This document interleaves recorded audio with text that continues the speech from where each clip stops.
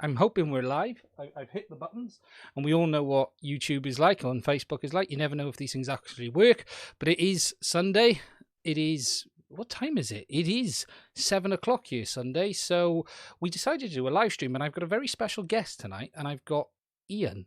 And Ian is someone I've loved to hate over the last couple of weeks specifically, and there's some very good reasons why I've loved to hate him. Because for those of you who follow the channel, I did a couple of videos on the gear I use, which is Panasonic, and he only went out and bought the new S5.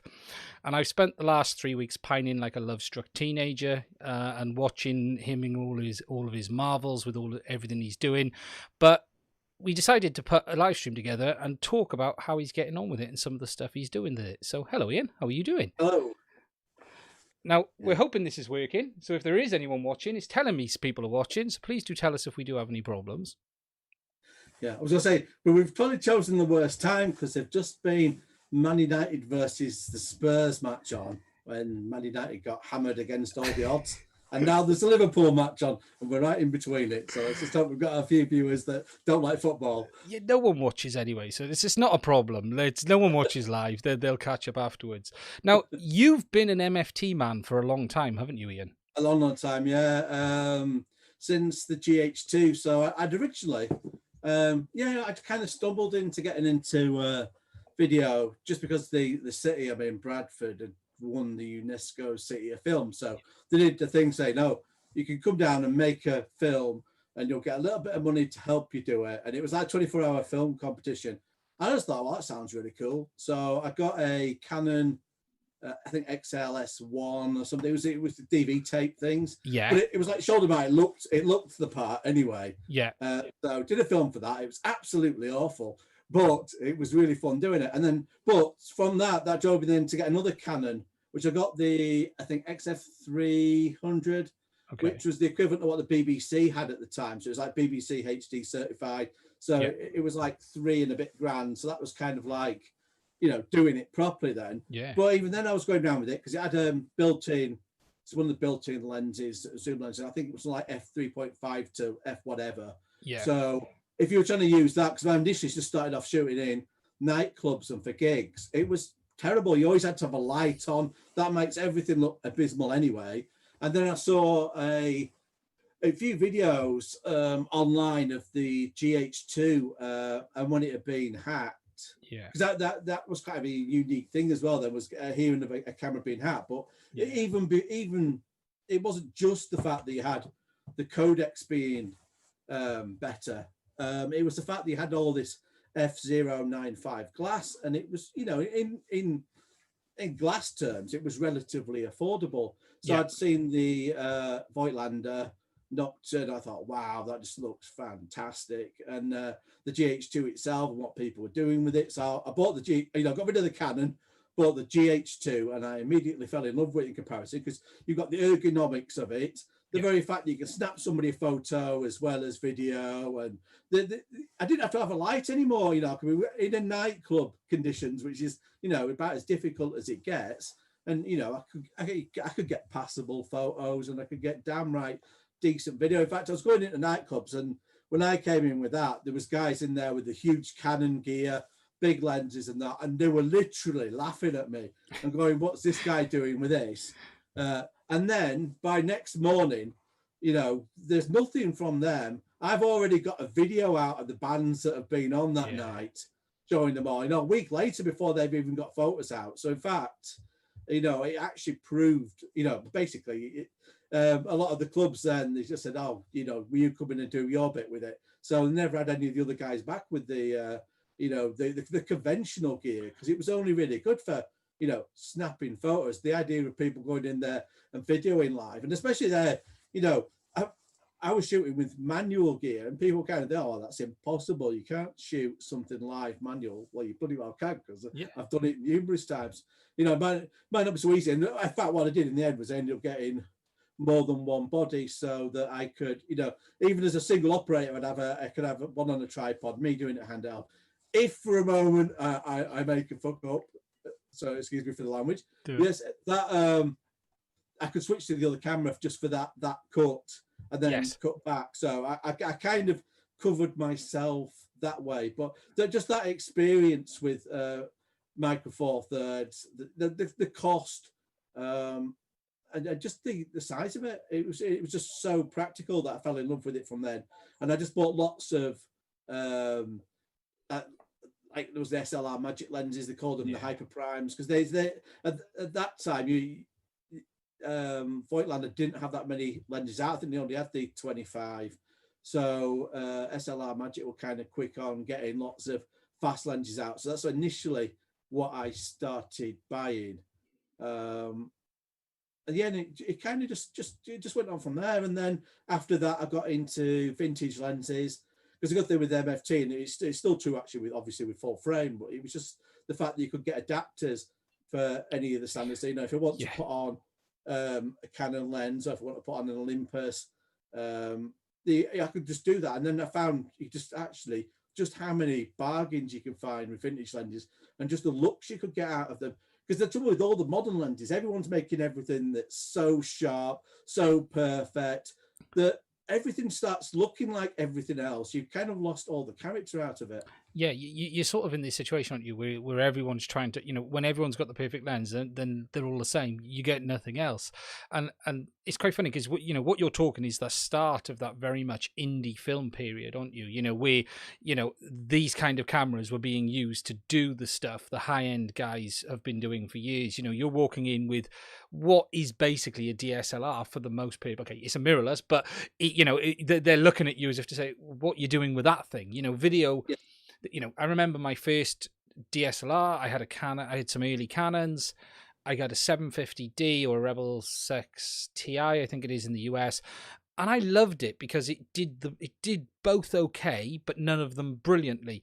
But what it meant was, you know, I remember having camcorders, and I never got into the big film gear, never got to use some of the big stuff. But once I got a DSLR or a body like this that could do video, it was like, well, why do I want different gear? Why am I carrying these three cameras? Why have I got that to do that and that to do that? I just want this to do everything. And it was right at the start of that, isn't it? You know, as you said, the GH2, you know, and it's still such a good camera today. You know, when you look back at all of those older models, they're still really, especially GH4. GH4 is a fantastic camera right now for a couple of £100 as well. It's incredible. Yeah, I felt like I didn't actually, out of all the GH cameras, I was the least in love with the GH4, and I think it was the fact that it wasn't really good in low light. It felt like it had almost taken a slight step back, because with the GH3 it was really solid, and although you didn't have the feature set, you know, when the 4 came out, I ended up actually then after a while with it of going over to the Sony A7S II because of just the outstanding low light on that. Yeah. But even though I did a year with that, and I used to love the look of the you know, even in demanding light situations, you had something that was so clear, and there was just, to be honest, I think partly it's noise reduction, but what it did was it just created this really clean look to everything. You know, it's kind of like the equivalent of a look where you think of a hospital being hygienically clean. It was kind of a look where it just had this polish about it. There's just this thing about it, and that was great. But at the opposite end of the scale, you noticed all the problems with Sony: the battery life, the terrible menus, the color science was pretty bad. You know, the reds wouldn't really come out red; they'd be kind of this horrible brown. And then they were trying to mix it. So I'd usually, at that point, I'd kept I don't know what which I'd have kept now. I might have still have the GH4 kept, but I'll give, if I was doing a shoot, I'd be shooting probably with the Sony, and I'd give my mate the GH, and then I'd have to try and mix the footage afterwards. Or even when I went to GH5, you know, my mate was then shooting on Sony, so it was always trying to make the colours match. That was itself was a really quite time-consuming task in post afterwards, just because the colours were so unnatural. So when people talk about Sony, they often talk about the positives without really considering that, like any camera, everything's pros and cons. Yeah, and there are some significant downsides as well. So in the end, that's why when the GH5 came out, I switched. You know, that was it. I was straight back to Panasonic, because, you know, okay, it wouldn't be as good in low light, but you don't have to be in silly low light. As long as at the end of the day, I can get a good enough image and I can run it through neat denoiser, which is so good. You know, I refer to it as witchcraft. It does such a good job that you can use a Micro Four Thirds in very demanding conditions and get good results out of it. The only place where it will struggle is when you're dealing with photos. I think really when it comes to denoising, part of the reason why it works so well is it analyzes frames before and afterwards. So with video, you've got obviously all the history of the frames before and afterwards, and it can work out what's noise and what's image and do a very good job. But when you've just got a still, you've got nothing to go off. So the algorithms to try and do noise reduction with photos never do half as good a job as with video. No, it's interesting, as you say, and it's, you know, we all rely. Everyone sits back and says, "Oh, good evening, Bruce," or "Good morning," whichever one it is. By the way, he's given us some abuse already. He says we split in half. It's always, as you say, everyone looks at what's in body, but there's so much you can do out of body now. And it's funny you say with the Sony, because I have a massive love-hate relationship with Sony. I have an A6400, which is this camera here. This is an A6400. I've hated it for a year, loathed it, until I've done a lot more live streaming. And suddenly, I'm beginning to like it a lot. And that's for a number of reasons. And it's got some stupid problems. Like the menu is shocking. But, you know, everyone always goes on the Sonys and goes, you know, autofocus and Panasonic's terrible. And we'll come on to autofocus a bit in a minute because it's a very big subject on the S5. But I still, as good, this had one of the best autofocuses until the latest range of Sonys had come out. Yet it's still not trustworthy. So as much as everyone talks about the benefits, they don't always talk about, you know, yes, it's okay, but I've done about 4 videos in the last month. The autofocus is terrible. It's pulsing in and out. It's as bad as Panasonic. It's fine if you stay still. And the thing with the Sony is, if you don't move, it's very good. But the second there's movement in a scene, so you move your hands around, the autofocus is just wanting to lock onto your hands and move around. So, as you say, people are very selective on what they talk about, which is good. You know, they always praise Sony for, you know, how good the image looks overall, the autofocus. But the reality is, all of these things are tools which you either accept have limitations or you can work on them afterwards. You know, you don't have to have it in body. And that's the thing with the noise as well, isn't it? No, I mean, you raise a good point as well. And I've got a slight frustration because obviously when I started out with the GH2, at that point on the internet, it seemed to me, and I hope this isn't just reminiscing back, but genuinely, it seemed to me that when things were reviewed, because I haven't saw the review for the GH2 and that, things were generally reviewed fairly. It's like, look, it does this great, does that great, does the other great. And it seems to me that people with your sort of vlogging channels have realized that you get a lot more views if you just say something is rubbish. You know, so everything's, I'm going to review this and I know this is brand new and everybody wants, and I'm going to say why you don't want to buy it and why it's terrible. And people just focus on any negative they can find and they overblow it, and it's like, let's trash this box, because they know if I trash a Sony, then everyone on a Panasonic group and the Canon group's going to share that, and vice versa. If Slate a Sony, then the Panasonic lads and the Canon lads will share it. It's that kind of almost, it's that mentality rather than let's spend time and let's analyze the camera overall. You know, you've got the select reviewers that'll do it. You know, like I think DP review, the lads on that always. You know, whether it's Panasonic, there isn't you know, it's not all what's rubbish. It's like, look at all the great things you can do with it, and they'll cover some of the downsides and the comparisons, and that's the way it should be. But there's just too much now of because I remember GH5 came out, there was some big, you know, sort of well-known vloggers that I've never really seen do anything decent video-wise. So where they get the credentials of saying I can review video gear, I don't know, but they were like, this is garbage, it's useless, it's a rubbish camera, it's of no good to anyone kind of reviews. And people forget that. You know, people have got a GH5 now and they know how wonderful it is, but they forget when that came out, there were plenty of people there that were just slating it and pointing it down as a camera. And they don't realize that a lot of these reviews, you know, the very same person with the GH5 will be citing, well, I'm not going up to S5 because I've seen this review. And I'm thinking, yeah, but don't you remember what people said about the GH5 that you've got? And people forget. It's funny because, and we'll come on to the S5 shortly because it is, it's the purpose of this. I remember when I bought the GH5, for me, I've moved fully into MFT over the last couple of years. And actually, what got me into MFT was the drones, because what I wanted was the lens parity between the Inspire 2. Now, that was actually very short-sighted because there's no way I'm putting the 100 to 300 on the Inspire or even the 35 to 100. In my head, I'm going one lens system, therefore I'm saving money. Reality is actually very, very different because I'm not someone who has a lot of primes. I'm a big fan of good zooms. I like really good zooms. I've got the 12 to 60 f 2.8 Leica, which I love. It's like the best lens I've ever used. I've bought recently the 35 to 100, which is a great lens, which is a nice medium zoom. And whilst primes is, for everything I do, a prime is no good. I need something versatile. I need something I can change it. I'm doing it. I'm doing product reviews. I'm doing stuff out for my family. I want a lens that will get me the best of both. So what got me into it was this belief I could use the same lens on everything. But once I bought the GH5, and I saved a huge amount of money, it was like £2,000. I'd never spent over £1,000 on a camera before. The Canon was, I think, £600-700. And I walked in and I was like, I read all the reviews and went, it does everything I wanted to do. This should be it.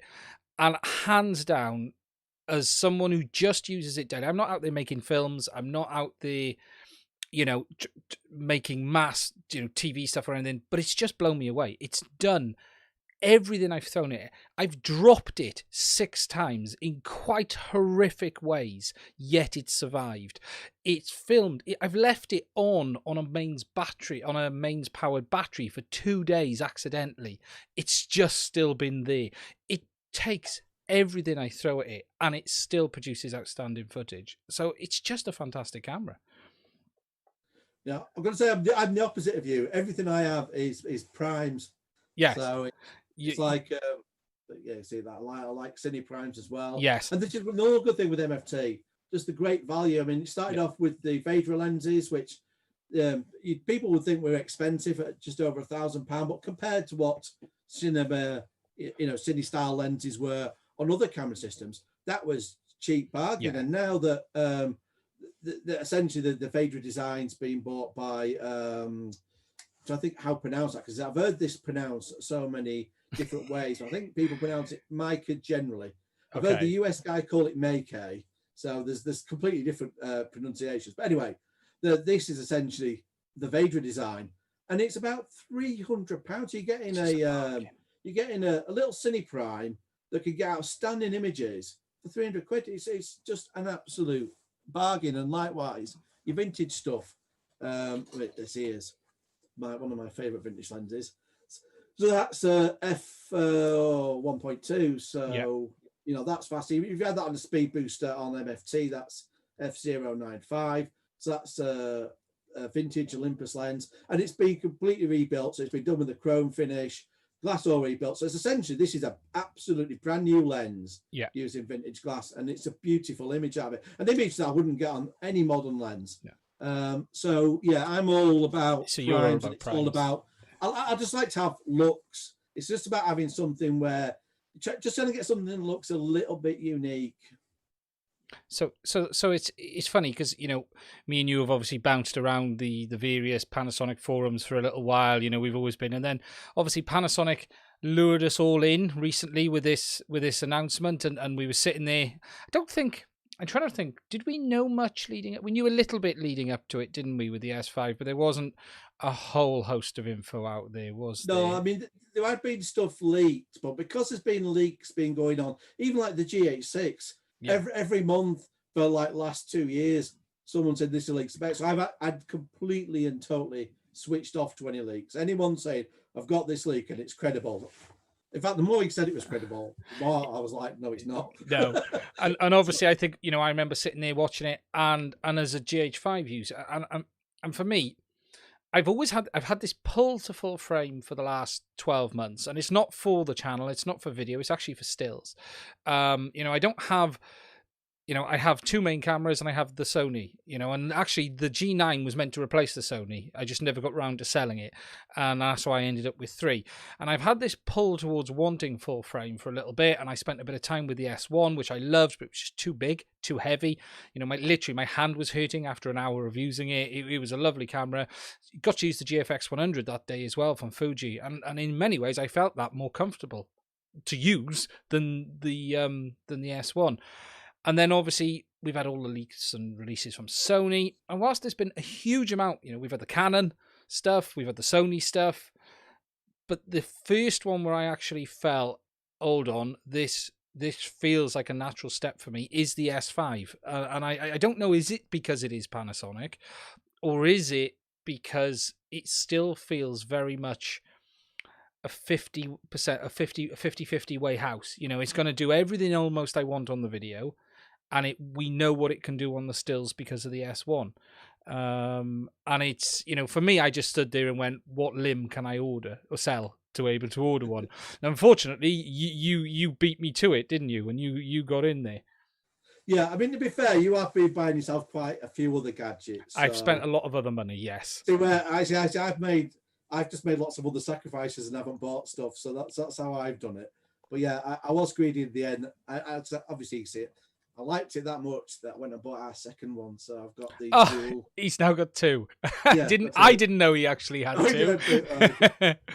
Now, yeah, the thing that gets me is I don't remember there being a new product release with such a good bargain offer with it. In that you could have either the XLR one, which is about 300 quid, or you could have had the Sigma, I think 45mm, which is about 550 quid. Yeah. Getting those as freebies, it's to me, I didn't understand why people were even debating it. To me, that was a no-brainer because this camera is cheaper than a GH5S. It's only marginally, but it is here, certainly in the UK.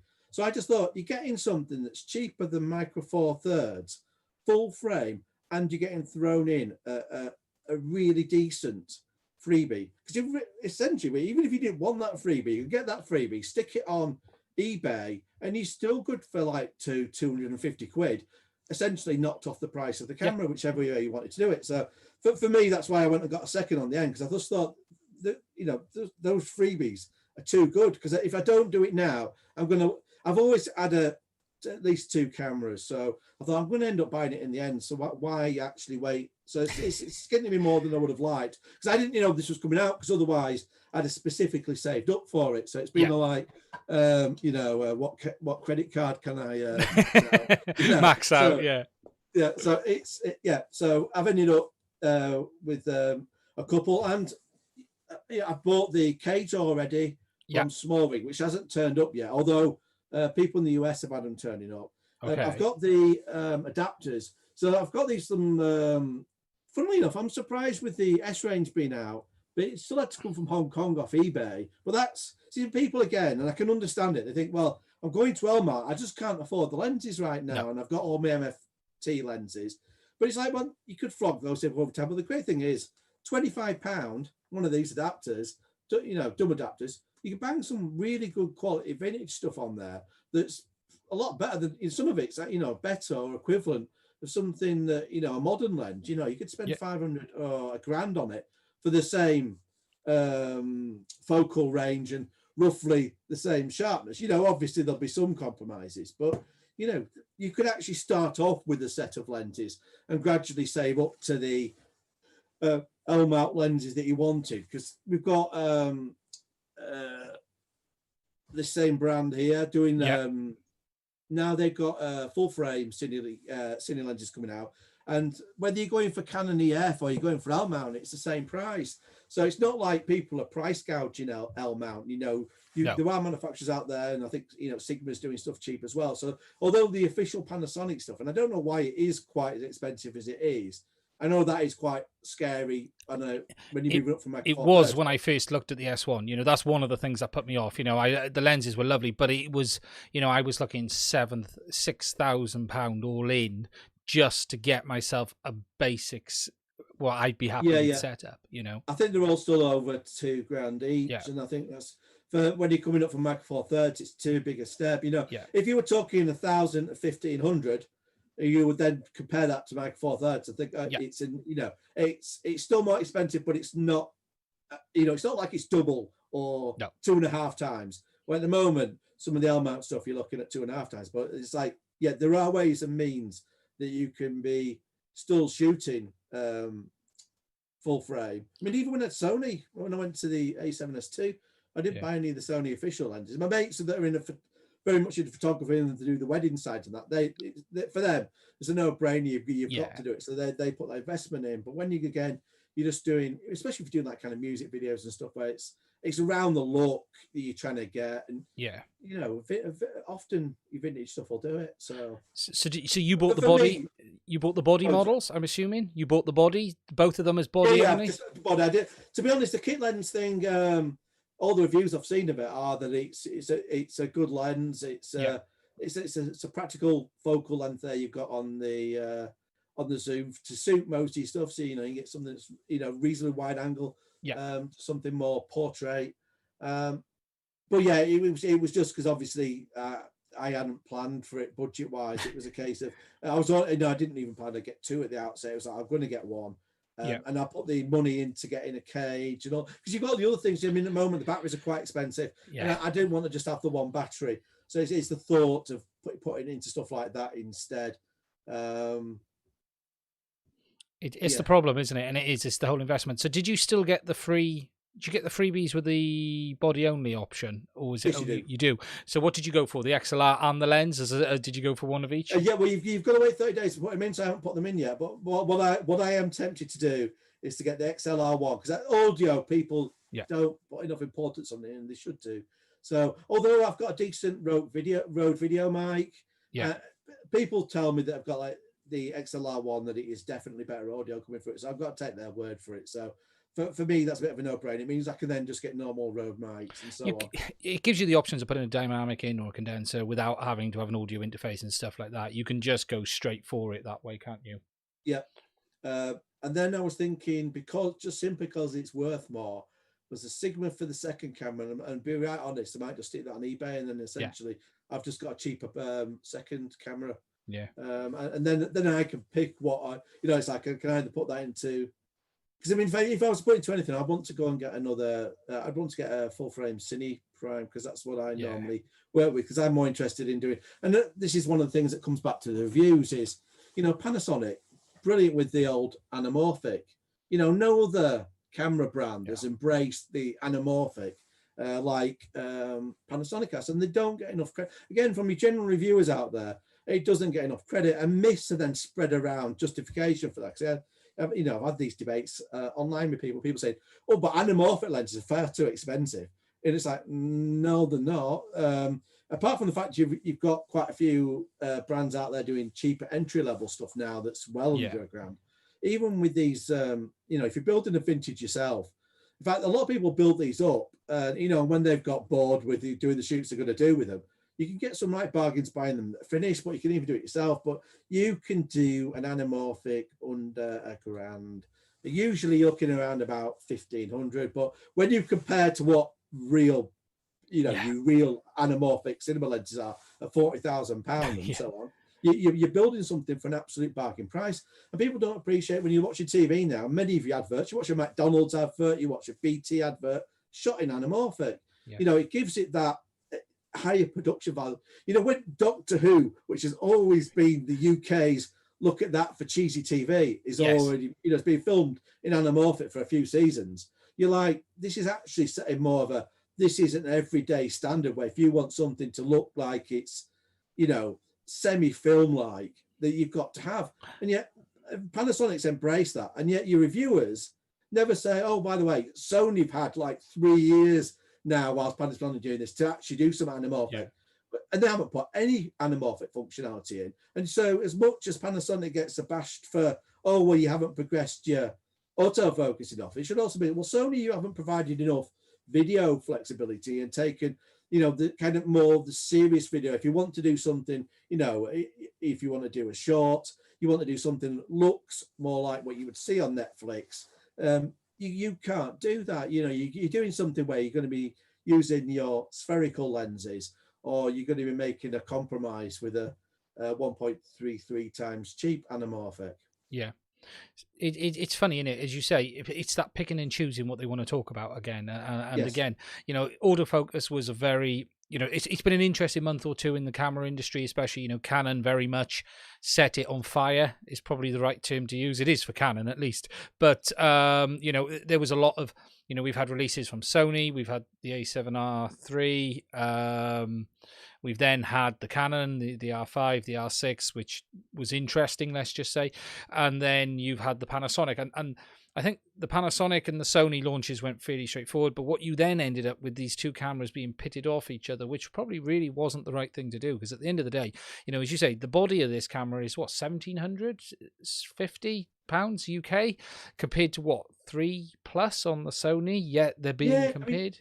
That's the crazy thing, you see. You're not comparing like fly. I mean, when people compare against the A7S III, you can buy two of these cameras and get given, a grand's worth of freebies back. So you're basically getting two cameras and a grand's worth of accessories back for the same price. So they're not, and it was never supposed to be that these cameras were compared. If anything, your S1H is your comparison point.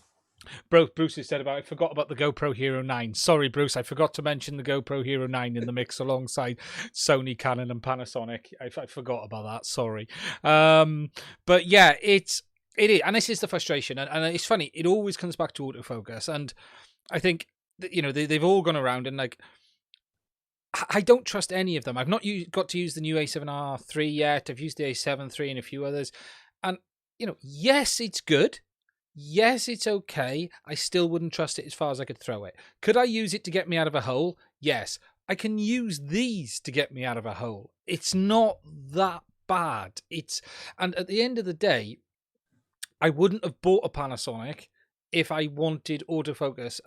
As a GH5 user, I accept that there is a limitation on some functionality. No camera is perfect. And when I looked at the S5, you just sort of went, hold on a minute. Everyone's banging out the autofocus. You go, as a Panasonic user, I don't care. Is it? They say, oh well, it's comparable. It's slightly better than the G9. Wow, okay, that's a benefit to me. That's a bonus. I don't use it now. I'm not going to use it with that anyway. Yeah, I mean, most of the people of your sort of general internet mass that I've seen criticising it don't even own the S5. They're going, oh, I'm not getting it because such and such a review or this, and yet the people that have bought it, if you go onto the S series groups on Facebook, everyone that's bought it's going, I'm absolutely delighted. This is brilliant.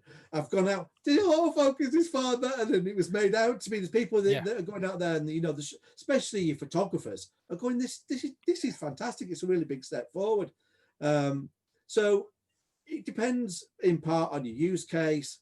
But there was a guy only, I think last night, night before, he was filming a wedding video with it. So it's certainly not stopping everyone or being complete garbage. And I believe, like you say, my experience has been when I've used autofocus, it's one of those things you can't 100% rely on until you have a camera that's got complete artificial intelligence that understands what all your objects are on the screen and what you're focused on, and can pick that instead of the background.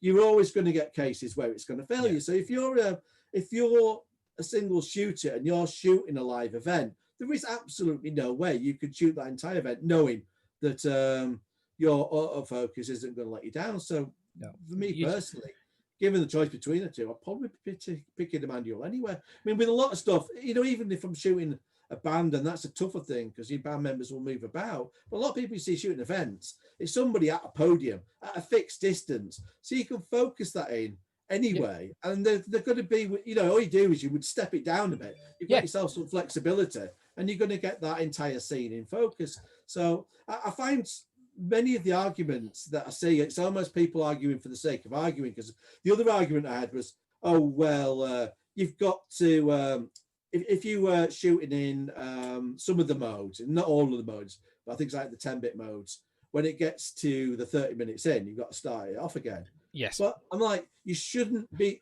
Professionalism, anyone that has been shooting with a camera for a number of years knows an absolute fact. You can have problems. You can have you could just have a firmware bug and it crashes, or you can have a battery issue and it hangs. You could have overheat potentially. Very rare with the Panasonic, but the cameras in general.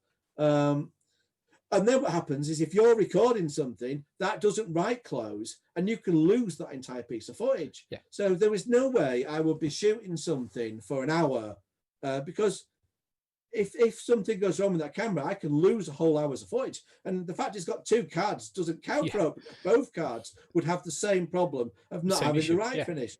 So if I was filming a band, for example, I would finish it at the end of the set, or I might do a couple of tracks and finish and so on, so that you've never lost anything entirely, and you might have more than one. Ideally, you should be having more than one camera anyway for something that's so important. But it's like this idea that you should be recording for it all the time, and you could have it in autofocus, and nothing would go wrong. It's a myth. And the funny thing is, as you say, we're talking about people saying, I would never film without 2 SD card slots, yet they'll film in autofocus. And you're sort of going, hold on a minute. It's a complete contradiction, isn't it? And as you say, what you want to do is stop the recording and there's money in the bank at that time. You know, every time you do that, it's banked. You think of it whichever way, even if you're mirroring to both cards, stop, record, banked, job done. And it's funny. And again, it's that selective, I wouldn't trust a camera without 2 card slots. Yeah, I'm more than happy to use autofocus. Well, the reality is these people don't. No one really uses it unless they have to, unless there's something using like an FX9 or something like that. If you look at some of the big stuff, the autofocus on them is very, very good. Let's be fair. But when it comes to these models, it's different. And at the end of the day, much of it is internet noise more than anything, isn't it? It's all arguments to put one camera down, put one camera up. Yes. So did you sell your GH5 then? Did you get rid of the GH5? Actually, I had the GH5S, and I told it before, and I felt like crying because I'd paid $1,800 for it, and I put it on eBay, and because I'm only using it for video, it didn't have many actuations on it. I put all that data in. Many people don't even bother putting that in, but I did the screenshots. I really look after my gear, and I'm kind of surprised because I don't, it's not like I wrap it in cotton wool. My stuff will be in a cage. It goes in a kit bag with everything else. Yeah. So there is chance for it to get a bit of a knockabout, but I looked at it and it looked like, give it a bit of a wide. It looked like brand new. Technically, it still had 2 years on the warranty as well because I had it with a 3-year warranty. Yeah, with the UK I didn't even put that in the ad though, just because technically sometimes you can't transfer them. So I thought they'll probably be all right, but in the end it went for £1,000. So I just felt like crying. Basically, that's £800 just wiped off. Cheap camera, man. My God, someone had a bargain on that as well. Yeah. And then obviously you've got your fees on top of that. I had put it on, which eBay looked to have removed now, which I'm gutted about. They did have a period where you could put stuff on. I think it was £1 for the final listing value. So at least I didn't get hit so much by that. But so what I was doing was I was waiting for the GH6 because thinking it's been that long now, it must be coming out this year. This must be what they're doing. But when I saw the S5, I thought, well, this is it. There is no way they're bringing out the S5 and GH6 in the same year. You're not going to be doing 2 products. And I even wonder now whether it'll come out. Because when you look at the price, considering that it's cheaper than the GH5S, why would you do 2 cameras within a couple of hundred pound of each other? One that's full frame, one that's micro four thirds, because you're fighting in the same market against yourself. It is interesting to see what they do because that's where I was at. I was sitting here going, for me, I love the GH5 and I love the G9, and there's a bit of frustration because I only bought the G9 5 months ago. It was bought as having a separate camera to take out to do my stills because I was using the GH5 in here all the time, and it was just having to unbolt it from all of the gear and I love the G9, but there are some things I've sat here and thought I'd love to be able to stay within MFT. I'd love to be able to maybe get better low light. I know you got the GH5S, but that was a lot more money at the time. It was. It still is. I paid £900 for the G9. It's a bargain. It's an absolute bargain because it's with a new firmware update. It's basically the same as the GH5 for all intents and purposes. And I was sitting here thinking, okay, if they do a GH6, if they can give me a slight improvement on the autofocus, not that it's important, but okay, I'll take it. Improved low light and a couple of other things, I'd love it. And then the S5 released, and I just thought, this is it. This literally is what I've been waiting for, because whilst it is a different lens system, but with the introduction of all the new lenses along the L mount range, they've committed to a much, as you say, better value range of lenses, especially in those new primes. And it just felt a natural camera to go towards. Now, it still means me having to sell everything to buy in, and that's why I haven't done it yet. I'm sitting here going, as you said earlier, I've been spending money on other stuff at the moment, and I've done that on purpose to stop me buying one, to be honest, in some ways. And it's not that I don't want one, but I want to see if there is going to be a GH6, and if I can get another 12 months out of this lens system, or maybe another 2 years out of this lens system. So as you have sold it, what are your thoughts on the S5 then, initially? Well, my initial thoughts, I just thought I was just so happy because it's the thing is you pick this thing up and although it's more square now, so this thing almost feels like it's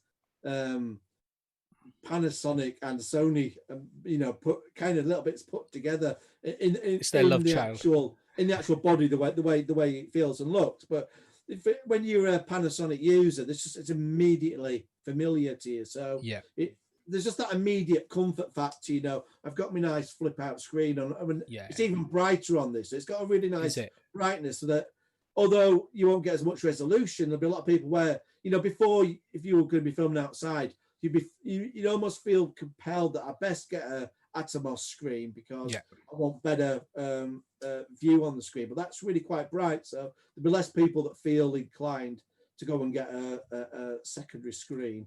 And then obviously just your button placement, your dials, everything. The menu system is a bit different, but they've worked to improve it and segment things and put little icons against them. So that doesn't bother me either. Things are called, that are either exactly the same name or it's similar enough where it feels, I use this without looking at the manual. So that says it at the end of the day. You can go in, set it up how I like it. I like to have the shutter on the front. Because if I've got it on the back, I almost inevitably knock it. And because I'm using manual lenses usually for the aperture, my only real risk is knocking the shutter speed. So I like to put that to the front. So making all the little adjustments. I always like to have the punch-in zoom, which was already set to punch-in zoom on that anyway. So I was immediately happy with it. I realise, as with any camera, it's a compromise. So the resolution on the screen and on the EVF particularly, it could be better, but I can work with it. The peaking works well enough, so it's not like I should be missing the focus. So it's down to cost at the end of the day. I would have liked to have a full size HDMI. For some people, they're saying that's a deal breaker because they've had them break. But I felt because on the GH5S, I think although that was a full size, I still wouldn't risk that port. I had it in the cage, and then I have the Small Rig do a fastener for HDMI cable, so I had it really secured in that. So you'd have to use a pair of pliers to pull the thing out. It's that. So really, my plan was to just put this in as robust. But there are whether Small Rig will react to it, I don't know. But a guy had put up a thread on their kind of official user group saying, can we have something bespoke for the S5 cage? So something where it might be a slot-in micro to full-size HDMI secured with screws.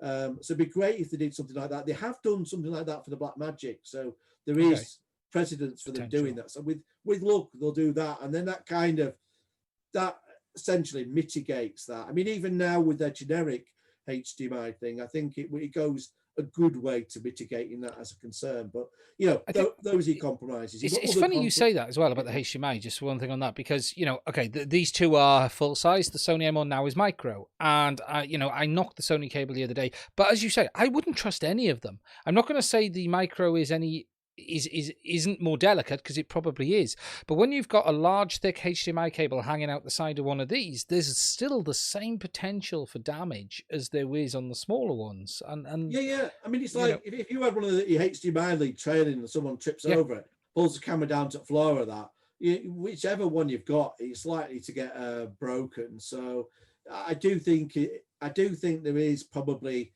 this perception that bigger HDMI means you're completely immune from having. No, you're not. There's risk there regardless, and you should just mitigate the risk that's there. But I can understand people's gripes with it. I do wonder, of all of the compromises, whether that's one that should be made. It'd probably been a couple of pound more to put a bigger size one, so I would have liked it. I think we'd have all paid 50 quid more for the camera to have a full-size HDMI. I think we'd have all accepted I'm from that. Yorkshire, probably 2025. 2025.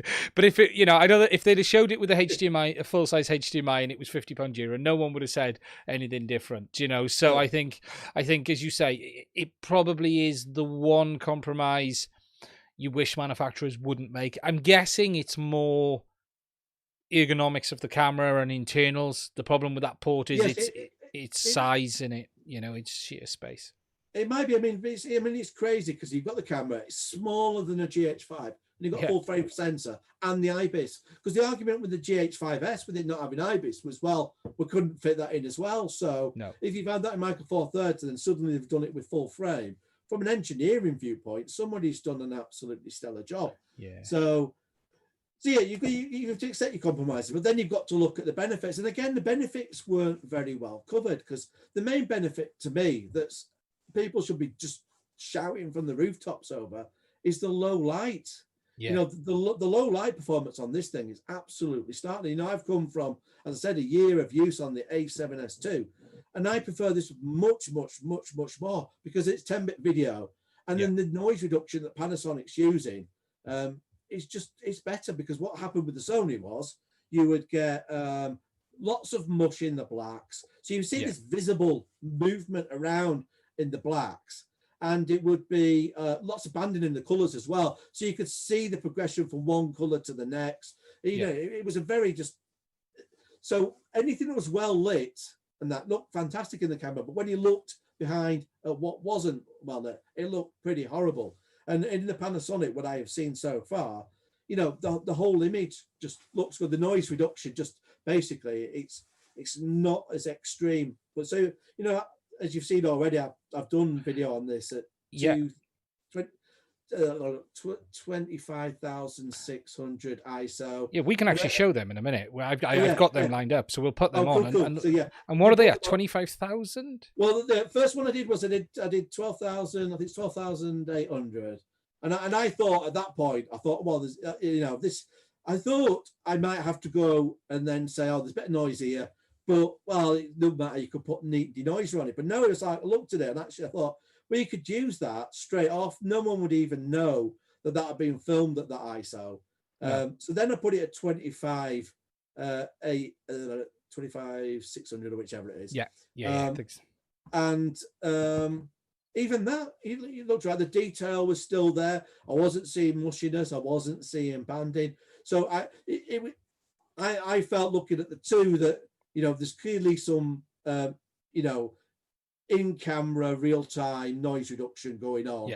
But it wasn't in a way where it was obvious to if you're going to, especially if you're delivering to the internet anyway, no one's ever going to see it because you're recording, it's going to get compressed down, and whatever the camera can do, it's not a fraction of what YouTube or Vimeo is going to do to it. No, exactly. In taking away detail. So I was absolutely amazed. So I reckon I could go up even higher. And then at that point, you would then have to lightly apply neat noise. But I expected that once I'd gone past the 12,000, that I would have him put on neat noise reduction. And it's like, no, you don't. It looks fine. So for me, coming from Micro Four Thirds, where your GH5, once you went to like 3,200, I've set the max at 64, which is my upper limit, just to do something. But even then, when it was on the 5S, that would 6,400 would be my maximum. So if I had to, I might go above it, but then I would definitely be expecting to apply neat video and noise reduction in post. And so now it's like, although if I was delivering something, just generally, as I'm a bit of a perfectionist, I'll probably run some noise reduction over it anyway. If I had to turn something around quickly, I'd be quite happy to do it. I won't be like, no, I've got to do this, because otherwise it's going to look garbage. So for me, I think that alone justifies it as an upgrade. Yeah, and there's no point asking you about the autofocus, because you're using it with your mass selection of primes and your cine lenses, the ones you've built, borrowed, and stolen for over the various time. Yeah, I mean, all I can say from that is what I've seen on the groups where normally with the product, you got people on there you'll have, even if the majority of people are happy, there'll have to be someone that's saying, no, I'm really not happy. And I'm not seeing one person yet that's put, I'm really not happy. And then this is the thing that gets me as well, is when a lot of the people that are coming to the system are coming from like the likes of your GH5. Yeah. So you're actually getting a massive improvement. What people don't realize is even over the S series, they completely rewrote the autofocus from the ground up. So you're getting a better autofocus on that than you are with the current S series, which I think they're bringing out in a firmware, so everyone will get it. But, they've said it's coming to the S1 and the S1H as well, isn't it? So everyone's going to get it.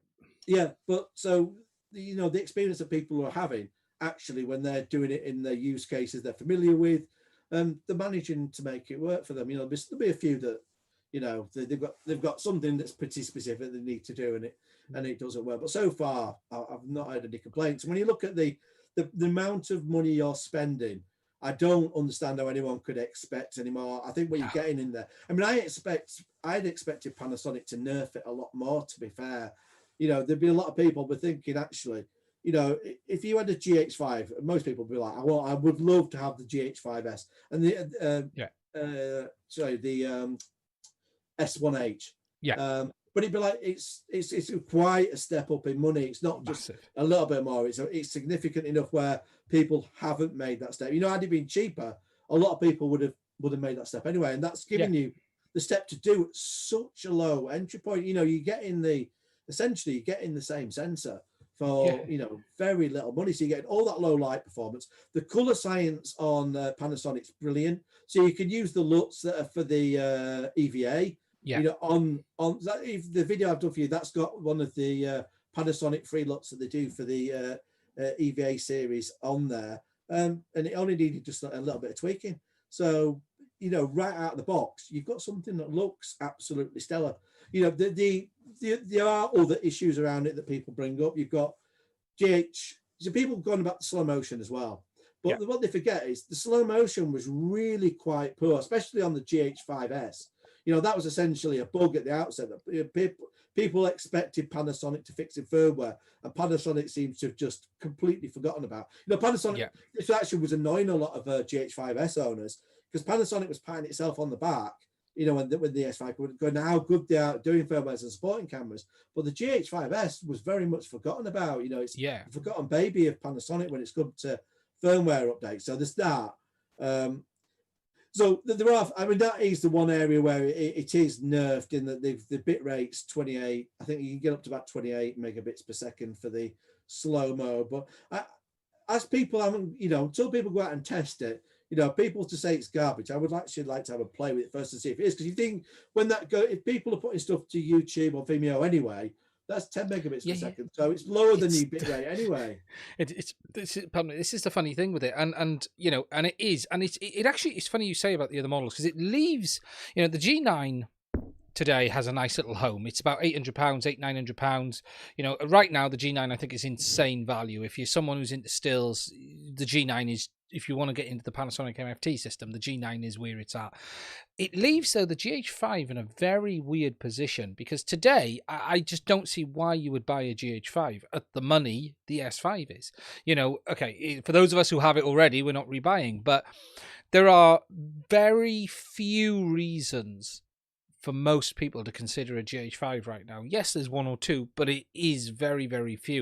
And it's going to be interesting to see where the GH5 ends up because, as you say, the S1 and S1H were massively up the price scale. And it wasn't just the camera, it was the lens. Getting into L-mount was, I'll be honest, if you were professional, you were probably spending £10,000. You were easily spending 10 grand to get into a system. Whereas you could buy the GH5, I think I paid 2,000 for the kit, 1,500 quid. I think you could get the body only, 15, 16, same price virtually as the S5. But it's, where does this camera go now? Because the reality is my money would be on the S5 every single time. If I was buying today, I wouldn't even think about it. Full frame, new lenses, anamorphic options. Why would I go for the GH5? Yeah, it's a tough one. I can see why some people would for the just how cheap the Micro Four Thirds lenses and how many you could buy. If it's purely a financial decision, there's still a good argument there with the quality of lenses you've got.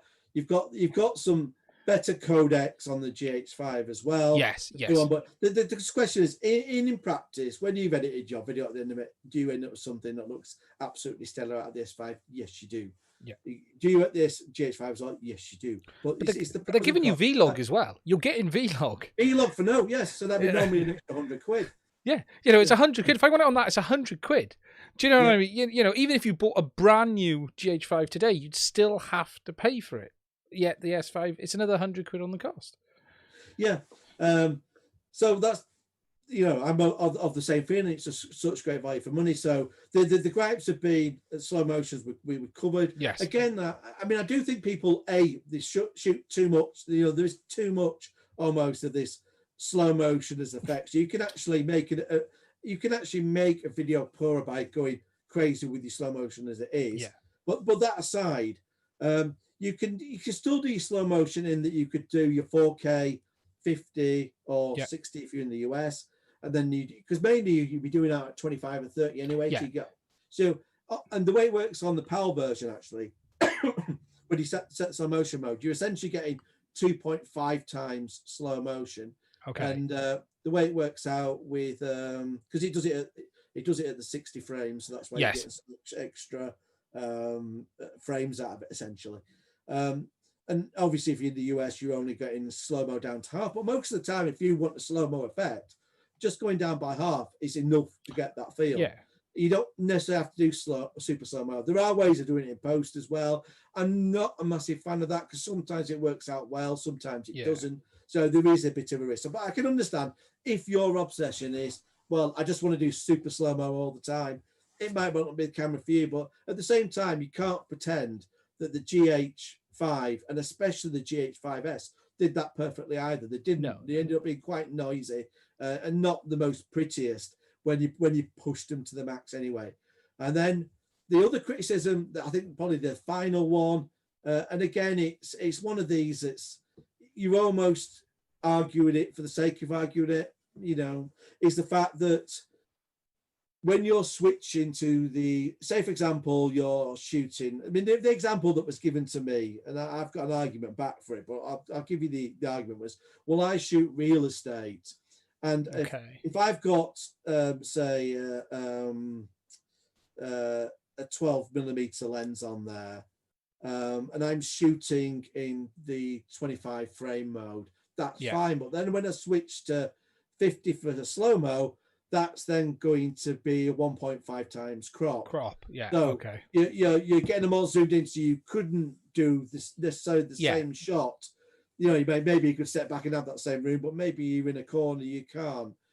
But then again, sorry, I was going to say, but then again, okay, let's go. So 12mm on a GH5 is 24 equivalent. 12mm is the 2 times crop factor on the GH5. Yeah. So, what you're getting at 12mm on the S5 is 24mm on the... You still have the argument on the GH5 that you could switch frame weights without having to switch cameras. So which is the argument. And it's a fair argument, and it's one I accept. But at the same time, if you're talking about that use cases, you're not normally going to do exactly the same shot with the same angles for your normal speed and your slow-mo.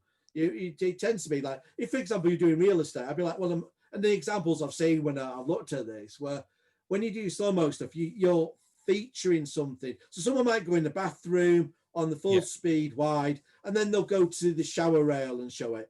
But then they'll be doing a close-up shot anyway. So to me, the very fact that you're cropping in actually might work for that scenario. You could use it. So I think if you really don't want to use a camera or you don't like a camera, you can always make an argument of, I've got a use case that you can't sort of, no, I'm not buying it, which is fine. But, you can also say, I realize that's a limitation and I can work around it by doing this. The thing is, it's you can argue either way. It's still just a £2,000 camera, and I think that's where the people are. At the end of the day, this is, I think everyone agreed what you got for the GH5 money was incredible. Do you know what I mean? I think the insanity with the GH5 is what you got with the GH5. That it's not that many other models are lacking. It's that Panasonic gave you so much in this little animal. They really did. And then the S5 is what 80% there. No, it's not 100%, but if you want all of that, you can get it on the S1H or you can get it on the others, can't you? So it's not like there isn't an option here for this. Unfortunately, what people want is, it's being called a baby S1H as it is.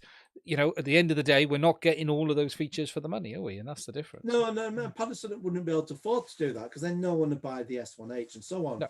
And we've got I'm also thinking about the bigger picture here is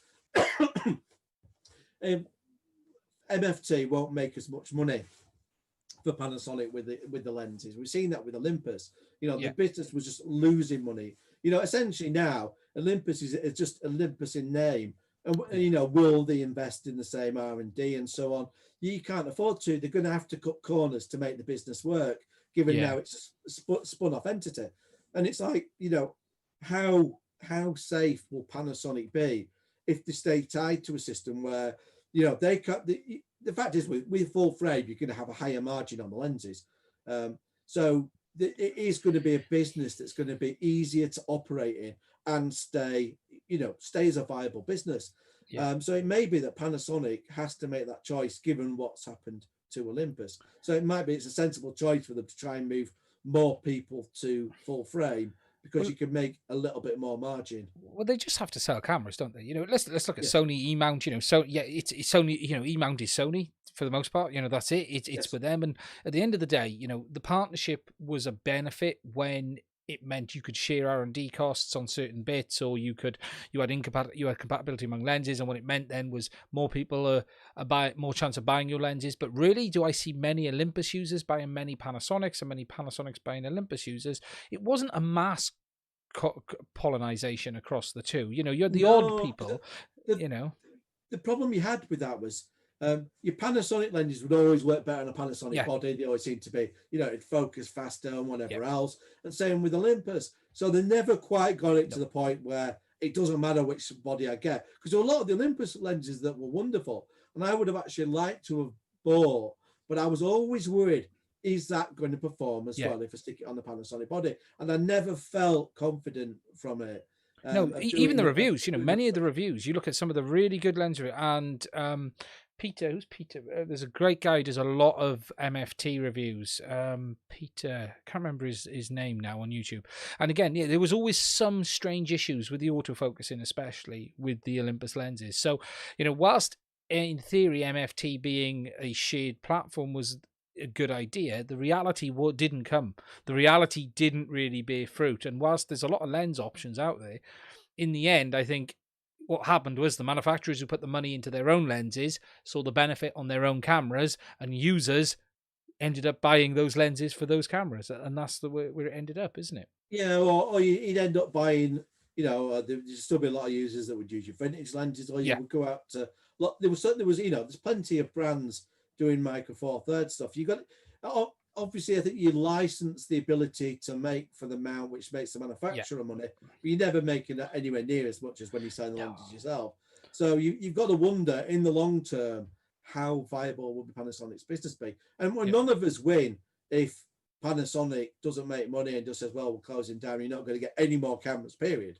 That's not a win for anyone either. And whether it would ever turn up to that, we don't know. You've got people, and again, it's a lot of it's reviews that are trying to make doom and gloom on Panasonic. But there's one or two specifically. I think we both know the one channel, but that's tried to put a nail in the coffin of Panasonic and MFT for 2 or 3 years. Yes. Yeah. Well, we don't know, but part of my thought process with this was, well, at least if I'm going full frame and that, it's making.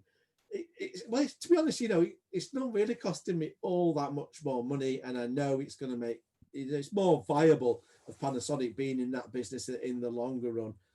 It's funny because we'll see. It's funny, Panasonic's issues are not related specifically to the camera armor. Panasonic is like Sony, like many of the, if we ignore the camera armor second, these are big Japanese manufacturers who have seen hard times in recent years across the board. It's not relating to just the camera business. Panasonic's entry in with the one of the top brands in TVs, yet we've had Samsung, LG, and overstepped them. Sony have very much had the same issue.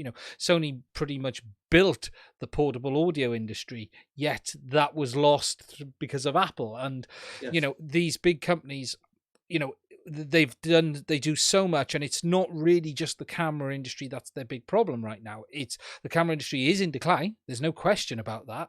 But many of their problems also stem from many of their business units struggling. And it's not just, and if Panasonic stop, it's not just going to be because it's cameras. It's going to be because the company, the plasma TVs, Panasonic were known for plasmas for donkey's years, yet that end is dead. So I think it's easy to sit back and look and go, the camera industry is causing this. A lot of the problems are external to it. And you've got to look at where everyone else has gone. If we look at where computer games have gone, it's all now gone to subscription.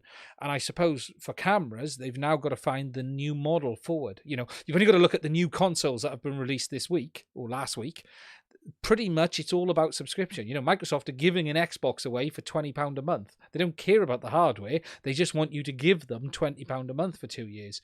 And I suppose the problem is the camera industry hasn't found the new way of doing business yet. And I don't mean it's going to be subscription, but people spending money on hardware isn't the way the world has been over the last few years, and cameras are one of the last areas it still is the case, isn't it? I mean, I think cameras do have the problem though from the camera phone, because there's too many people that think erroneously, but it's the general Joe Blogs out in the public thinks, oh well, my camera phone's as good a photo as I'll get from having a camera, and it's not. When you look at stuff and you film it in good daylight to that, because you get in the good daylight that you think, oh actually this is a reasonable photo, and you get up close to something, you get a bit of depth of the field, and you can get stuff out of it that looks, fairly pleasant. But the moment you get a proper camera in your hands and you try and take the same photo, you can do it so much nicer. But people just don't know that, so it's just hard to make. I think the trouble is with the camera manufacturers, you're trying to fill too many spaces, and they kind of got to realign, and that's why the Panasonic, movie, it seems to be logical in that you do your more professional cameras with your full frame where you can make a bit more margin. Use your micro four thirds, saying like your vlogging cameras. I mean, I don't think I think probably there's a misunderstanding with that there. And I think if they were to do some micro four thirds, it's maybe just making it more accessible. Maybe making lenses that are more suited. I do wonder, for example, see a lot of your vlogging stuff, you're not doing it all at different distances anyway. Someone sat there static. I don't even understand the argument there for autofocus a lot of the time, because you could just set your focus, and that's never going to change like your entire presentation to camera, unless you've got to say, look at this. Well, even saying that, you could have a second camera plonked down, bang there, and that one sets that focus. But anyway, that aside, he's thinking you could do something where you did more of super wide angle stuff. So you're not going quite GoPro. You're just going for a very simple lens. It's like plonk this in, and your entire scene's in focus, and it's just really straightforward to work with, and whether simplifying, maybe some streamlining some of the features, but who knows? But I think the trouble is you've got so many different cameras. You've got all your point and snap things that the manufacturers are making. I don't see why. I can see why those are being eaten away by the phone market, and I think really those are the lines. If anything, you should be canning, and then just having very distinct products outside of that. I think the biggest problem has been is output, and that is if you look at where most photos are viewed now is on a phone. So the problem is, as long as the phone makes an image that looks great on a phone, people are happy. And I think the biggest issue camera manufacturers have had is they've left the output side of it, so the deliverable, whether that be a physical image on a piece of paper, to others. If you look at Panasonic, Sony, none of them have really ever delivered a solution that allows you to put a nice big print on the wall, because that's where the benefit of these cameras come from. They're relying on you going to a camera shop, or you having your image having it processed and having it put on paper, paying online. And I think the problem is they almost need to produce an end-to-end. They almost have to give you, if you're going to buy this camera, we're going to show you what it can get out the other side, and we're going to deliver that to you as well, and we're going to give you that. Because if you rely on a customer to buy a camera like this, unless he's a pro, ignore the people who need these for weddings and everything, but if you talk about, the reality is pros are a very small market. It's the semi-pro and amateur that's with the high volumes, and that's why they fill that market with these medium price cameras, because that's where, you know, the S1H is what, the 1%ers, isn't it? The 1-2%ers. It's the same as graphics cards on computers. It's the same as everything. The top model is the 1-2%ers. It's this middle ground where all the money is. And I think the problem they've had is it's getting people to say, stop looking at your phone and we're going to put a nice big image on the wall. And it's how you get people to do that. I mean, you make a point of maybe where manufacturers need to think, because this is with GoPro, you're not just buying the hardware, and the hardware itself often isn't actually that good. No. And compared against other products at the same price, you can often find products that are considerably better.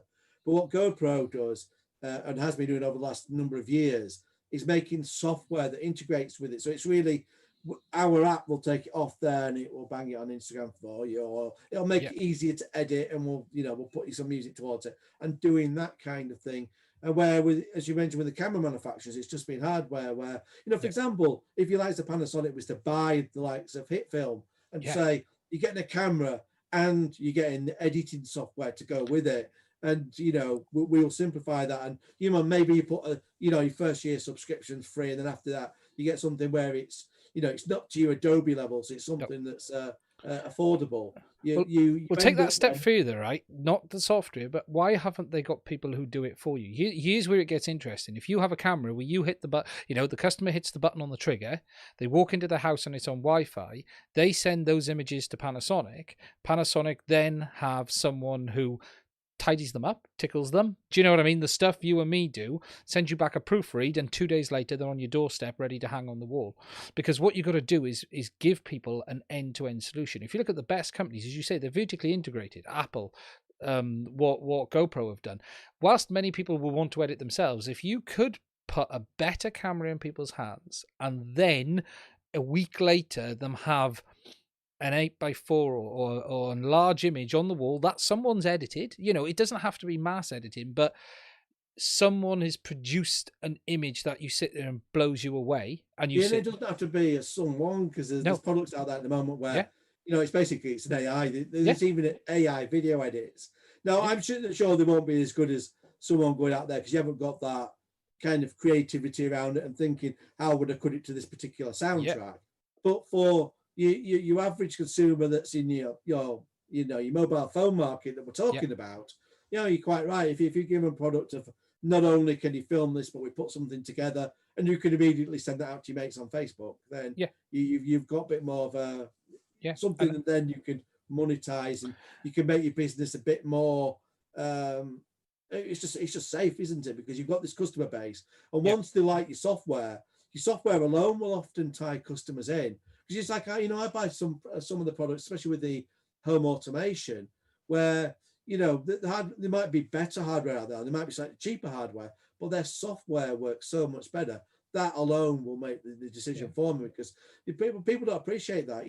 Software is so important. It's like this in the smart bulbs, I think it's called Ye lights, and the 15, 20 quid, and they do the work, but the software is horrendous. Just trying to pick something as simple as picking a color on it, which is an RGB bulb. So that's the core purpose of it. Is difficult, and it just seems to have a bit of lag around doing stuff, and it just generally it was clumsy. So I basically I bought a batch of those and I just sold them all on eBay because I thought I'm getting rid, and I went and bought all the more expensive brands, and brands that were like over twice as expensive, probably more like 3 times, because the software was so good. So if you do nail that and get the customers on board, you could definitely get that loyalty, which you don't get with hardware alone. I think the camera industry needs to evolve a bit more on delivering, and what a camera phone does very well, and I'll say this quickly before we go and have a look at your video, actually, is the camera. What the phone is really good at is allowing you to take a picture and see it instantly and make it look, and it looks great. If you look at all of the AI Apple have been putting into their iPhones, they've been sitting at 12 megapixel for a number of years. There's a reason for that, because it's not about the number of pixels. What they've been doing is that bokeh, you've got that bokeh they've added in, that intelligent, and when people are sitting there going, what blows you away isn't how many pixels are on it, isn't how No. it's looking at an image that looks great instantly. And I think that's with the camera manufacturers. In many ways, they've gone too, they're still very much building these things for people who know what they're doing. And I think they really do need to start going, right, we're going to allow this camera to have a lot more AI and a lot more intelligence on the image. And I'm not just talking producing a JPEG, but whether that's then uploaded via Wi-Fi or uploaded and then sends you back an image that is like, oh, wow. It has to be better than a phone, because if it isn't better than a phone, why is someone going to buy it? And it's really that simple, isn't it? And then you can say, I'll pay £4 for it, and I'll have an 8x4 or something turn up in a week's time, and you put it on the wall and you go, I didn't have to go and spend £200 at a photographer's or 300. And we're in a situation where you can't go there anyway. Who wants to go to a photography studio? Right Exactly. now? And I do think again, as good as these gear is, I think there's the market is falling because the amount of pros, it's the same number of people in the industry, which is split among so many brands and so many cameras. Just look at Sony, A7 with it, A7 III, R3, S3, R4, S4, R3. See, this is the problem. See, A7C. There's like 5 models within the A7 line, isn't there, at the moment? And they're doing that, and every one of them is someone who's not buying another brand or not buying this, and and this is what the manufacturers are doing now. And Panasonic have sort of done it with this, but if you look at it, at the end of the day, the number of people who are professional photographers probably hasn't grown over the years. It's probably less now, actually, than it's been for a long time, based on the current situation, for instance. But as you say, you need to get new people in. You need people to want to buy £1,000 camera. You need people to want to, not just buy £1,000 phone, but buy £1,000 camera and stick it on a tripod and not have to worry about 8 things and hit a button and then suddenly have a fantastic image. Yeah. And that's what it comes down to. So overall, you're happy with the S5 then? Yeah, I just can't complain, because the other thing that people don't get as well, this is firmware number 1. Yes. There's more stuff coming along for it. So, well, over a number of years, maybe, I mean, I'm not pinning any hopes on Panasonic adding anything outstanding to it, because it really, they don't always do that, as we know with the GH5S. But I'm kind of hoping that it will get some love in the firmware. We know already it's going to get some little bits like the shutter angle or whatever else. So it's only going to get better. And I just think, coming from the GH5S, this feels like it's Big Brother. In the terms of going to the sensor, whilst it's it's the same size, it's familiar territory. And for me, having the ability to shoot in low light and it be so clean, that in itself makes it worth the money. It is just a beauty, just beauty to behold when you see that, when you've just come from a Micro Four. Well, what I'm going to do is try and get your video up before we, and then we'll have a quick thing about where we think MFT will go. We've been nearly going an hour and a half. Can you believe it? Honestly, that's incredibly. We haven't even mentioned the. We haven't even mentioned the light bulb. We'll come back. Well, let's see if I can get this video to play, and then we'll talk about the light bulb. Right. What I'm going to do is I'm going to put you full screen a minute, Ian. So 2 seconds. I will be back now. Okay. Let me then figure out how to do this. So let's get it. We're going to go on to.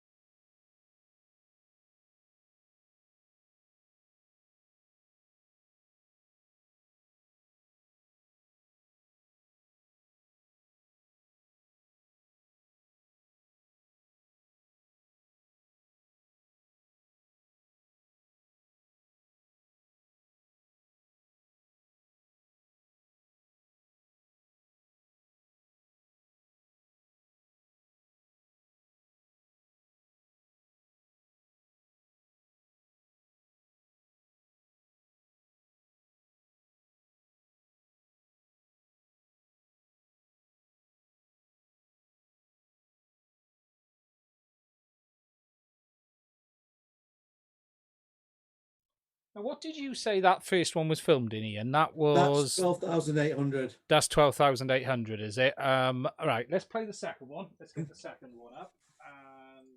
And this second one is in what? That's 25,600. Okay, let's go for that.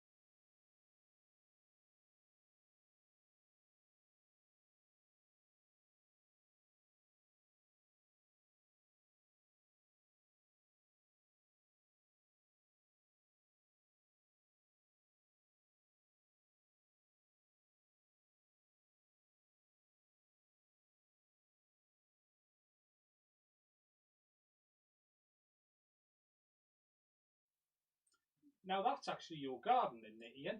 If I'm right. It is, yes. That is your garden. If you don't know, Ian's got a YouTube channel as well about your garden, haven't you? Yes, I have kind of. Yes, it's a little bit of garden DIY that's been started off for a bit of fun. But yeah, it's as you'll see from the video, I've got a little bit carried away with the LEDs, which I put down to watching Miami Vice as a child, and then the recent John Wick movies, and that was it. I've got to have some multicolored LEDs. I wish my garden looked like that. I can just tell you that. At the moment, my garden looks like a building site because I'm building a loft. So, yeah. Now, I think, I think before we finish up, I think it's, it's interesting you touched on earlier about where we think MFT will go. I can't decide if I think there'll be a GH6. I think what Panasonic might do is bring it down into, I think the GH5 could be the end of this. And I think it'll become a lower end category. I think it'll stay around, but I think, maximum £1,200-1,300 models, and it will be an entry level into Panasonic cameras. Will they do a GH6? I don't know. I just don't know if there's, I suppose for Panasonic, they might just go, right, we're going to put everything into full frame now, and we're going to keep it as the entry to our world. Yeah, I mean, just what made made me think, because I'm waiting for the GH6, and I just don't feel any confidence now it'll come out. Yeah. It's been such a long time. You'd have thought if they were going to do anything, you do the GH6 first, bring the S5 out after, or very specifically say we are definitely bringing out a GH6. Don't worry about it. It's out next year, and there isn't any of that reassurance. Yeah. It feels like, I mean, usually there's caginess around it, but knowing that this camera's at that point where it's gonna potentially be an upgrade route for your GH5 users. Yeah. If you knew you had a GH6 coming along, you might want to be more specific about it. And the other thing I think actually is the name. Why call it the S? Why is it called the S5? Why not call it the S2? Because it's because we've had the S1. Why not a number up? Why not all just S and another character at the end like they have for the other? To me, it almost seems like, could be coincidence, but to me, that smacks of marketing people trying to build the relationship in your head of GH5, S5, trying to make that connection of this is your upgrade step. Now, someone could argue, actually, well, maybe it's just S5 now, because next year they'll have an S6 and a GH6, maybe. But to me, that feels more of that marketing person's mind of saying, I want you to see that as an upgrade route. So that could be completely off, but it just seems, why pick that number when, to me, if it was going to be a different number, you just go S2. I think it's going to come down to this. Will they sell enough of them? And that's what it comes down to, yes. To retool. Because at the end of the day, that's what it comes down to at the end of the day, isn't it? Could we see a GH5 Mark II? You never know. That's big in Canon's world, isn't it? Do you know what I mean? And whether we could just see a updated GH5 with the identical body, with identical, something to keep the cost down of the overall improvement. I've got to admit that would make sense to me, because you could keep all your same manufacturing, you've got your same shell. All you have to do is put in a new CPU, upgraded processor for noise reduction processing and so on, and then you would just improve the software. Yeah. And, you know, that is a relatively inexpensive way of keeping a line going. Yeah, and it would go for another 2 or 3 years that way as well, Yes. and they wouldn't have to worry. And people would say, "Oh, well, I want a GH6." Well, you know, still today there really isn't anything better than the GH5 for the overall. You know, if you boil it For up the money.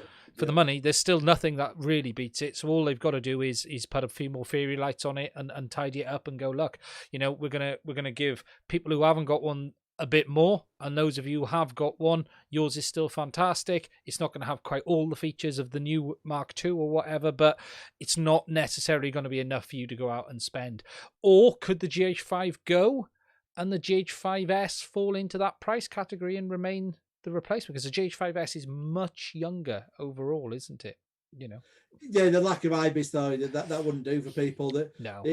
That was always a compromise, and Yeah. the very fact that Panasonic haven't invested in the firmware to it makes it feel like it's a camera that they're like, you know, to me it feels like that one's the camera that's the one that doesn't fit anymore, and is the one, if you were going to discontinue any of them, that'd be the one you'd go for. But it does make more sense, doesn't it? It's so you had something else in your hand then, didn't you? You lucky boy. Yes, the new Aperture bulb, which I think is the B7C. I should have brought the box with me, and then I could remember. You could probably sell this for more than you paid for it right now on eBay, could you not? Because could actually. And I'm trying now to work out how to turn it on, because I've definitely put it into DC mode. Oh, there we go. Yes, I put it in red specifically. Cool, look at that. That won't be at full brightness either. So the nice thing they have done about this is, I shall just turn it down a bit, and then they have actually put controls on it, which is the nice thing about a smart bulb. So I'm kind of surprised. You've got physical controls, a plus and minus, and a power. But obviously, a lot of us have got smart bulbs in our home, and I'm kind of surprised that the existing manufacturers of those didn't see the more professional market. Yeah. But they've not. So, you know, Top Marks Aperture are actually saying, actually, well, you know, we're going to take the initiative and make something that's the smart bulb technology. But that bit of genius there of it being on the DC voltage, so you can take that and, you know, you can shoot outside with it, and that's where I think this is going to be really cool. You know, with PC people already, they've gone out to woods, they put these in place and done some long exposure photography. And it's fantastic. Which actually, I will make one quick mention of the S5 on that. One of the things reviewers missed on that as well is the high resolution photography on that. We get the 96 megabits or whatever. Yes. They've improved that over all the other previous Panasonic cameras, so you can do longer exposures, which was another thing the reviewers hadn't picked up on.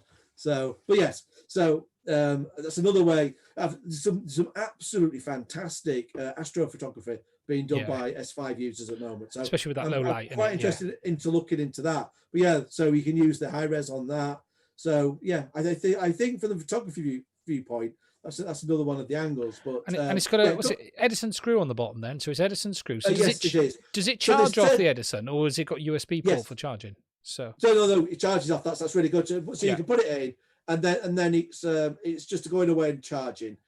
So yeah, I'll talk about the pros and cons of this, because I've only heard, actually in fairness, I've only heard pros on this, and there are some cons that need mentioned as well. But yeah, you can't get it on bayonet at the moment, but I don't see that as a big issue, because you can buy just on Amazon and whatever. You can get the Edison to bayonets and whatever converter. So it might not look as pretty, but then again, you're not putting that in to be one of your permanent bulbs generally. So the fact it's going to be being on adapter, to me, it's an invalid point. And most fittings like that are Edison anyway, Edison screw anyway. You know, it's only really household. You know, most of your light fittings in your home are a bayonet. You know, Edison. Yeah, I mean, I quite like bayonets. So I've probably got more than most people from that viewpoint. But I do have adapters for it all. So I would, if I was Aperture, I would just include an adapter in the box. And then you say you've got both covered, and you accept that as your compromise. I don't think that would really upset people. But yeah, they've just been saying, well, if you make enough noise about bayonet, we'll do a bayonet version. But to me, I think it's make more sense to do an adapter.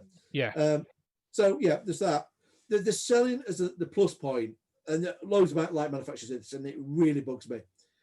Built-in battery has been a plus point. I don't see a built-in battery as a plus point. I see it as a negative, because that battery, imagine especially if you had that in all the time and it was charging. We know what happens with batteries to charging. They stop holding the charge. You know, they'll start losing the charge that they will hold, you know, really rather quickly. So, I would think if you were using one of these a lot, that you would then start seeing that deterioration in performance, and that the battery would deteriorate far, well you can do it before in 12 the months. LED goes. I've seen them in 12 months. Batteries will go in a year. If you keep something on mains and charge all the time, Yes. it's unless there's some smart circuitry in there to pulse, if it's on mains, perhaps if they can turn it off mains internally and say run the battery for the next 20 minutes and then, charge it back up again. But if there's no internal cycling, you leave it for 3 years, 6 months in a fit-in, you could have problems. Yeah, and I think with a lot of your lithium batteries as well, if they're left in conditions where it's hot, they will deteriorate faster. And I think there's a natural deterioration of around 6% a year anyway.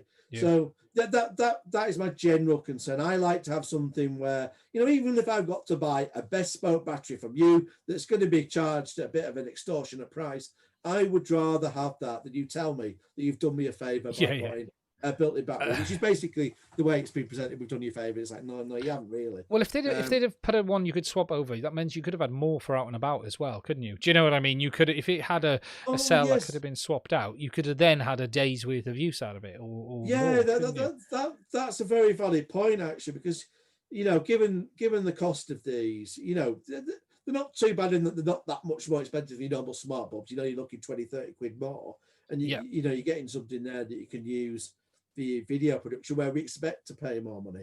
So, I could see having a reasonable set of these, but even having 8's not that flexible when when the battery runs out, you've got to charge the whole setup. So really, you might only use 4, then you have your 4 as a backup. So you make a very valid point, the idea that you could have the replacement batteries in so that, I think they last an hour if you're using them, reasonably bright. Which isn't long, really. When you're filming, I can blow through an hour in here messing stuff up, let alone anything else. Very true. So, having batteries that you could just slide will just make your life so much easier. So for that, I do think that's a negative that's been sold as a positive. So that's one bit of disappointment. If they ever made a version 2 of this, it would be really nice if they thought about that. But I know a lot of light manufacturers, like your Loop Cubes and that, they're doing it. But if I had a light where there was interchangeable batteries or none, I would buy the one, even to pay a little bit more, that had interchangeable batteries every single time. Well, Aperture push puff to pro users, and a pro user is going to want a rechargeable battery can swap out, isn't he? He's going to want to be able to use it for the day or use it for a large period of time. So, I think what Aperture, from what they've, I was just from watching their live product presentation. Just one of the things they said, as well, for your bigger professional companies that are using these day in and day out, obviously they'll see this as just a disposable item, which is great. At the end of it, when it dies a lot earlier than it should do, you're not going to be too bothered. But the point you've made, though, where you would be bothered about, it's just that general flexibility that you've got your hour, and that's the thing, you've got to change it out. But what annoys me about that is the attitude of the company as well. When a company is saying, well, we're going to sell you a product which we know is disposable, that's not good for the environment. It's not a good way to market a product. We know it's only going to last an hour, and if you're a big business, well, you'll buy 100 of them and you won't care about what you have to do with them. You've got a valid point. I mean, this day and age when we are being more environmentally friendly, I do think about stuff like that. I'm not massively that way out, but it's just that general thing. But it's different when the marketing material is saying to you, you could throw it in the bin if you don't, It's just that thought of anything. I don't like to throw it away. If I could, if I can repair something, I will repair it. And I know the European Union was looking into some legislation of kind of this right to repair, that everything should be built that way.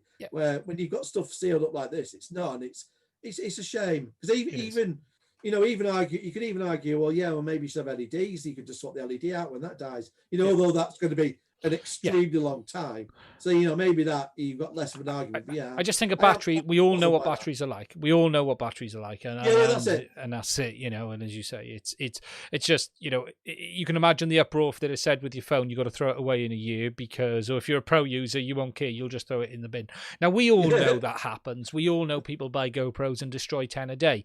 We know this stuff happens in the industry, but you don't see GoPro out and out saying, don't worry, if you're a big business, we'll sell you one by the pallet. because we know you're going to break them. It's no, it's a really interesting light. I saw it, and it's to be honest, I wouldn't mind a couple in here actually, because I've got two fittings which you probably can't see because I'm on the reduced width, but they're there and there.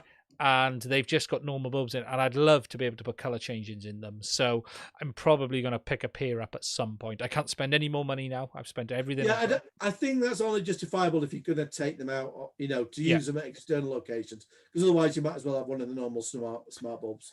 They're not much price. Well, how much are they, Ian, again? How much are they? I think this was 80. Was it 82? It's not. Yeah, it's not, 40 quid. So really, you're looking around. So normally your smart bulbs are sold somewhere around about £60, but it's not really true, because most of us buy them when Amazon's got a sale on. Set them up around about high 30s, 40 quid. So I see so here I'm kind of being generous, saying this is only like 20 quid more. What most of us pay is probably more like 30 or 40 quid exactly. More, I'm going to definitely I'm going to try and get one, because I wouldn't mind one on a battery capability anyway. Do you know what I mean? Because again, for it's very handy for product shots. If you're doing stuff on the table, you can just take the bulb out and put it there and turn it on. Do you know what I mean? Yes. And so it's that sort of stuff it'll be handy for. Yeah, well, from that viewpoint, I think they've got that right. Funnily enough, though, what I didn't expect, which I'm not had to do with the bulbs, is it comes with instructions, and I've actually had to use them. Okay. Which that in itself always concerns me. Like, if you have to use the instruction, it's not as intuitive as it should be, and it isn't as intuitive as it should be. Because even the app, so I downloaded the app, and it tells you that to turn it into the Bluetooth mode, to press and hold the power button for, I think it was 5 seconds or 10 seconds, and it's not. It's the power button, and I think plus the plus key. So the actual instructions on the app haven't been updated to the way this works. And generally, a lot of it here is press and hold buttons. And then it's like, if you're going to be on the AC mode, it says the light will emit green at 30% output. Well, as a human being looking at a light, you don't know whether that's 30%, 10%. No. 50%. So that's a stupid way of doing things. And then said, well, if you're, let's have a look here, checking AC mode, the light will pulse green times at 10%. The light will pulse green at 10% lightness 3 times. And where's checking DC mode? I don't know.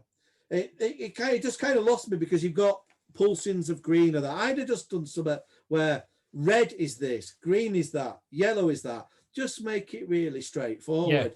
Here, obviously I've only had it a day, so, or less really it's a number of hours, because I got it halfway through the day, so I've only had a bit of a look at it. But I've got it set up on the app, but it was just the fact that if I'm having to read this to understand, so a light bulb, it's not good when you're having to read, it's the old how many people does it take to fit a light bulb territory, isn't it? So I do think they should have simplified that. And with colours, it's just, don't be doing something at 30% green and then different percentage green, or pulsing or fading out differently. Just use it just make it simple. It's an RGB bulb after all. It's the colours. It's not a flight controller, exactly. So what I would have preferred was, like, if it was on AC, then you do it as green, like a traffic light. So that's go. You've got all the power you want, and maybe do red. Like stop on the traffic light. If it's powered up, but you're on the DC. Just something where you could just put it to some everyday logic. That's crazy, isn't it? It's nuts. It's nuts. Right, we better call it a day. We've nearly got an hour and 45 minutes, which is incredible, in fact. Now, first of all, Ian, I want to say I've thoroughly enjoyed having you on, actually. And we should do there's been something Bruce has been tempted, and Bruce wants me to start a camera channel. I want to start a camera channel. I think we should start a camera channel. I think we should just start a camera channel and just talk nonsense about cameras. Something we need. I'm going to get Bruce on next. Because Bruce is going to come on and talk about that camcorder of his, the Panasonic one. He's probably sent it back now. But we were going to do it at some point. The only problem with getting Bruce on is I'll probably get into trouble with some aviation industry or some government organization or something.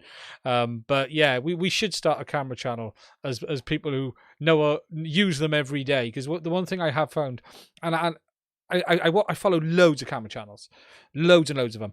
But what you've noticed is none of them now really use them that much anymore. Do you know what I mean? What happens is the camera channels become people who basically just review cameras. And I don't mean that in a bad way, but many of them are just camera channels reviewing cameras. Very few of them are now people who are genuinely using them every day. Yeah, I mean, I'd much prefer with a camera rather than someone saying, I'm sticking, because a lot of it happens, I'm sticking at this chart. Look at this test chart. I'd rather, I've taken it out and I've shot this music video and this is it. And here's a bit of the BTS as I was doing it. And this is what I've done. I much prefer to see it being used in a workflow. I quite like Kai. Is it the guy in London, Kai Wen? Yes. I can't. Yeah, he does make me laugh because he's, he comes across very well. He's always out and about with it. He's not. I don't get me wrong. I do like the Gerald and Dunn stuff. I love Gerald and Dunn stuff because he's very technical. But there does seem to be a lot at the moment of. It's all very much right. This is another model. We're going to technically analyze it compared to this model. But at the end of the day, the technical analysis will only tell you so much. At the end of the day, you need to put it in your hand and go out and take some pictures of stuff that moves and take it into the real world and go and get some wildlife or people. And only then will you find out if you like it. Because it doesn't matter if it's the best camera in the world. It doesn't matter if it's the worst camera in the world. Is it the right camera for you? And that's what it's about at the end of the day. And if you're happy with it, then the rest of it doesn't matter. It just doesn't matter, does it? It's as simple as that. Yeah. So no. Anyway, thank you for coming on. I really do appreciate it. I want to thank everyone who's watched. Bruce has been sending us loads of abuse, which is always Bruce. I have had the chat up. I want to thank everyone who has been watching this one. It was a bit of an unscheduled. Well, it's been scheduled for a week and a half. Me and Ian were both a little bit busy, so we couldn't really make it happen. I'm still insanely jealous, even more so now he's got 2. So I'm not talking to him for a week. I've decided now. Didn't tell me he's got 2 before doing this stream. He only said he had the 1. Sly get. But that's it. Right, I am going live again at 10 p.m. in the UK, which is the usual nonsense on a Sunday night on the other channel. So if there is anyone watching this, 10 p.m., 5 p.m. Eastern, off the top of my head, I'll be on the other channel talking about the drone stuff as usual. I'll be doing that in an hour or so. In between, I'm going to go and get some tea and have a drink. And so yeah, I want to thank you, Ian, for coming on. It's been an absolute pleasure. Now I'm going to figure out now how to turn this off because I can't find the buttons. So wait there, I'm going to put Ian full screen to end this one. So Ian, you're full screen. Yeah, we'll see some more bulb then. Right, I'm going to hit the button. Thank you and everyone. Goodbye. That's one done. And now I'm going to end Facebook.